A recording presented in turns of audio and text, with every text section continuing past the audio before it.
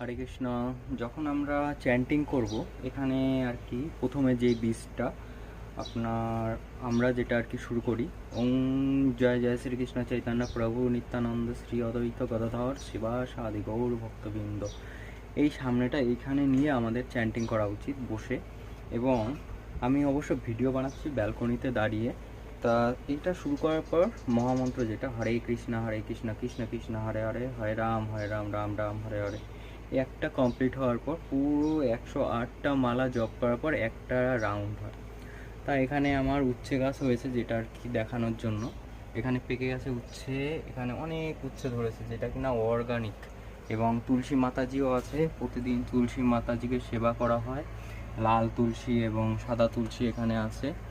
এবং এখানে অ্যালোভেরা গাছ আছে এবং হলুদ গাছ আছে, ডাটা গাছও আছে, অর্গানিক পুরো। হরি বল, রাধে কৃষ্ণা।